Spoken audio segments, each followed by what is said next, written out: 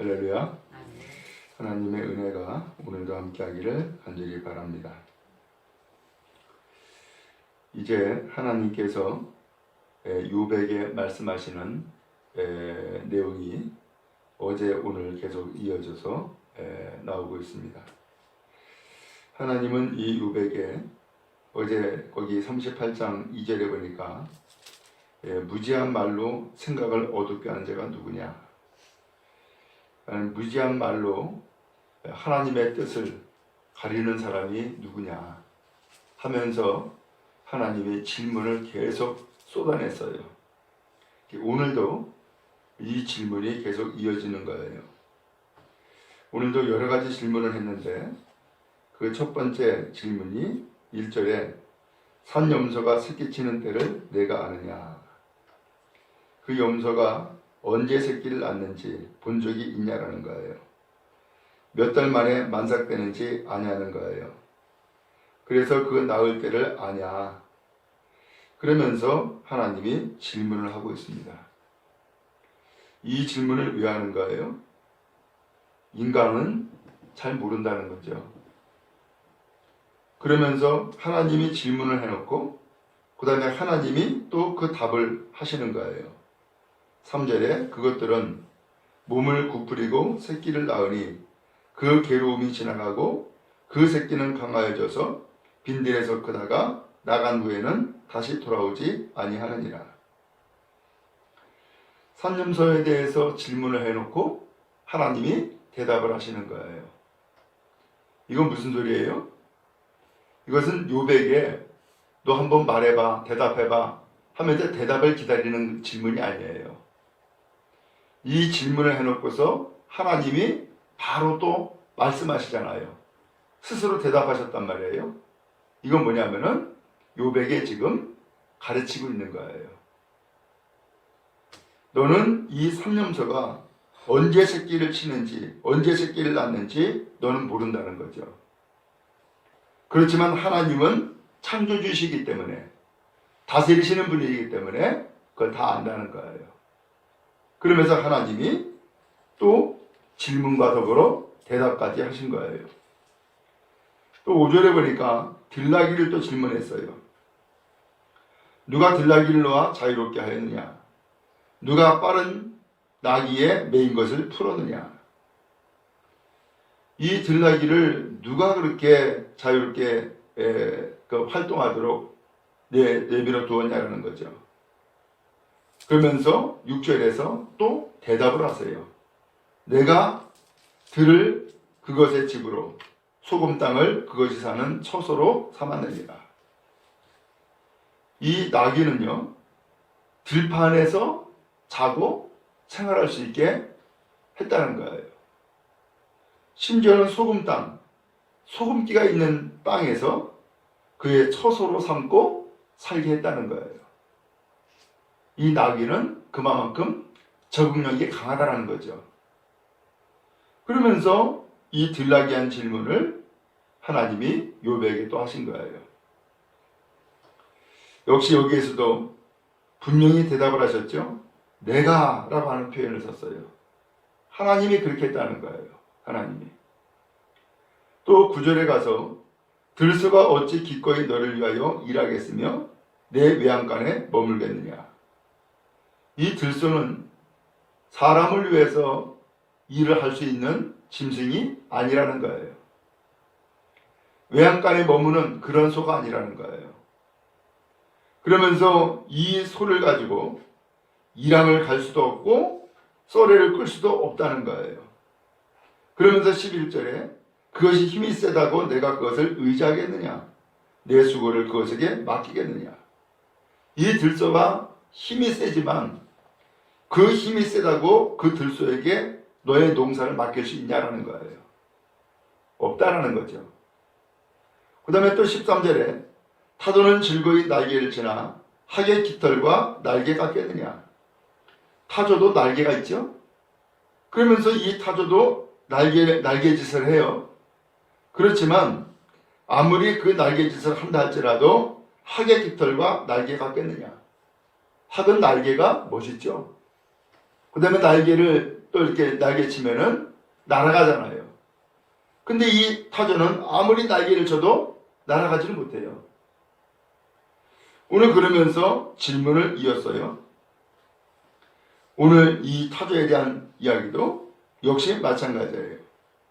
거기 14절에 보니까는 그것이 알을 땅에 버려두어 흙에서 더러워지게 하고 발에 끼어질 것이나 들짐승에 밟힐 것을 생각하지 아니하고 그 새끼에게 모질게 대함이 제 새끼가 아닌 것처럼 하며 그 고생하는 것이 헛되게 될지라도 두려워하지 않는다 라고 했어요. 그렇지만 18절에 가서 그것이 몸을 떨쳐 뛰어갈 때에는 말과 그 위에 탄 자를 우습게 여기느니라. 이 타조는 사람을 태울 수도 있어요. 그만큼 힘이 있죠. 이 타조가 뛰어갈 때는 말처럼 뛰어간다는 거예요. 그렇게 빠르다는 거예요. 그러면서 타조에 대한 질문을 역시 했고 그 다음에 또 하나님이 타조에 대해서 알려주는 거예요. 또 19절에 말의 힘을 내가 주었느냐? 그 목에 흩날리는 갈기를 내가 입혔느냐? 이 말이 얼마나 힘이 있어요? 근데 그 힘 네가 줬냐는 거예요. 욥이 준 것이 아니죠. 그 목에 흩날리는 갈기를 내가 입혔느냐?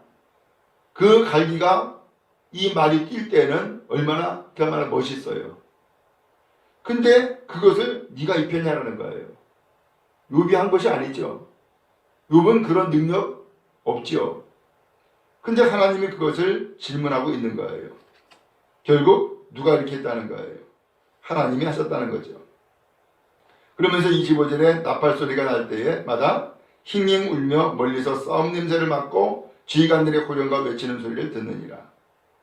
이 말이 이렇게 힘이 있고 또 멋있는데 참 신기한 것은 사람이 전쟁할 때에 이 말을 쓴다는 거예요. 근데 이 말이 그 전쟁할 때에 칼과 창을 두려워하지 아니하고 그저 달린다는 거예요. 오늘 이 일을 누가 했냐라는 거죠. 하나님이 그렇게 하셨다는 거예요. 또 26절에 매에 대해서도 말씀했어요. 매가 떠올라서 날개를 펼쳐 남쪽으로 향하는 것이 어찌 내 지혜로 말미암음이냐. 독수리가 공중에 떠서 높은 곳에 보금자리를 만드는 것이 어찌 내 명령을 따름이냐.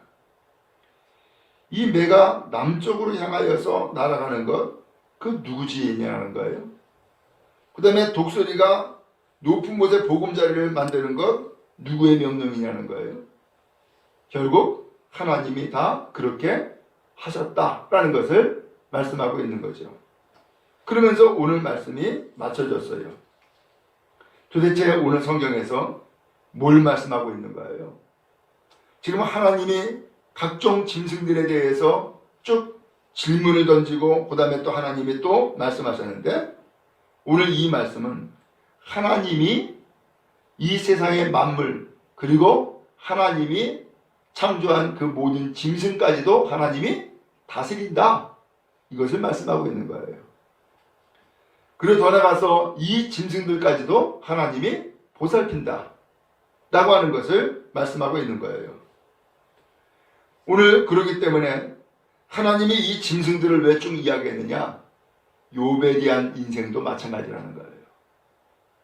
이 들짐승들사도 하나님이 섭리하셔서 세세하게 다스리시고 보살피시는데 하물며 인간이랴. 인간은 하나님의 형상을 따라서 하나님이 창조하셨잖아요. 그리고 심지어는 세상 모든 만물을 하나님이 다스리라고 맡겨주셨잖아요. 그렇게 존귀함을 얻은 것이 사람인데 하물며 이 사람을 하나님께서 다스리시고 보살피지 않겠냐라는 것을 말씀하는 거예요. 왜 이런 말씀을 했어요? 욥이 극심한 환난을 겪었잖아요. 그러면서 나는 죄를 지은 적이 없는데 하나님이 나를 이렇게 곤란함에 또한 공고함에 빠지게 했다 라고 하면서 일종의 원망투로 많은 이야기를 했어요. 그러니까 하나님께서 이 짐승들을 쭉 이야기를 하면서 짐승들을 이렇게 다스리시고 보살피는데 너조차도 하나님이 왜 안 다스리고 왜 보살피지 않겠냐라고 하는 것을 이 말씀 동화에서 우리에게 알려주는 거예요. 여러분, 우리도 살아가면서 이러한 환난, 곤고, 또 여러 가지 어려움들 만나잖아요. 그때 우리는 무슨 생각을 해요? 많은 사람이 또 다 그런 건 아니지만은 그런 어려움을 겪으면은 심지어는 무슨 생각하느냐? 하나님이 왜 나를 이렇게 힘들게 할까? 이런 이야기를 하고, 이것이 좀 더 지나치면은 도대체 하나님이 내 사정을 아실까? 혹은 하나님 앞에 기도했는데 왜 응답하지 않는 거야? 그리고 하나님이 계시는 거야, 안 계시는 거야? 여기까지 나가게 돼요.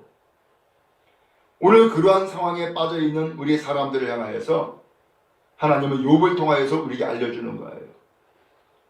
이 세상에 있는 들짐승조차도 하나님이 이렇게 구체적으로 다스리고 보살피는데 하물며 사람인 너랴.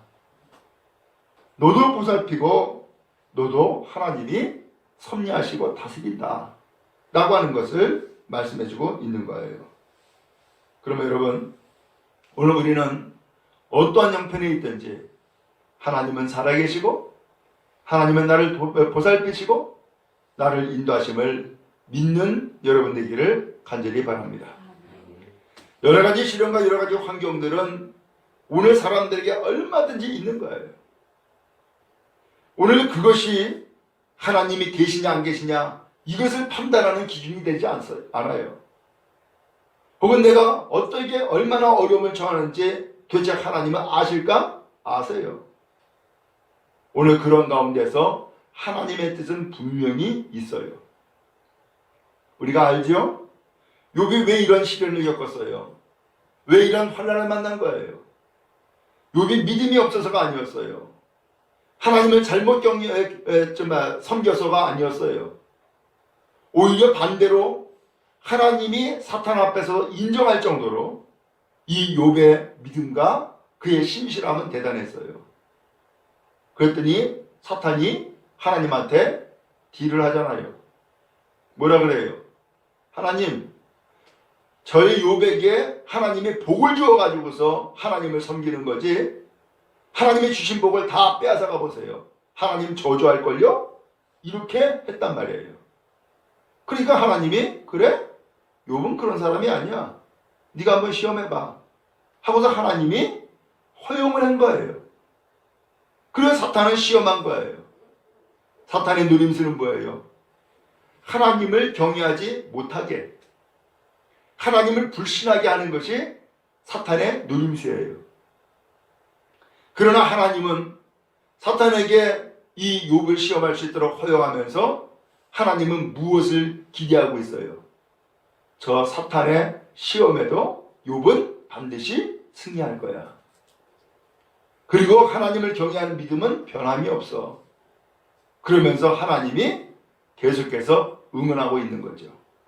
참아라, 견뎌라, 이겨라, 응원하는 거예요. 오늘 이 욥이 그러한 상황이 있었다는 것을 모를 뿐이지 분명한 것은 이 욥은 지금 사탄의 시험 아래 놓여 있었던 거예요. 이때에 오늘 사탄의 누림수는 하나님을 불신하고 하나님과 멀어지는 것이 누림수라고 했잖아요. 그러니까 우리도 역시 마찬가지로 어려움을 겪으면 겪을수록 고난이나 시련, 환난이 많으면 많을수록 아하, 하나님이 나와 함께 하시는구나. 나를 지켜보시는구나. 그리고 내가 승리할 수 있도록 나를 격려하시는구나. 기억하시고 승리하는 여러분 되기를 주님의 이름으로 축원합니다. 지금은 어려움이 있을 수 있지만 이것이 지나면 하나님의 놀라운 은혜가 더 풍성하게 임하게 될 것입니다. 하나님 앞에서 승리하기 바라고 복된 믿음의 길 가는 우리 모두가 다 되기를 주님의 이름으로 축원합니다.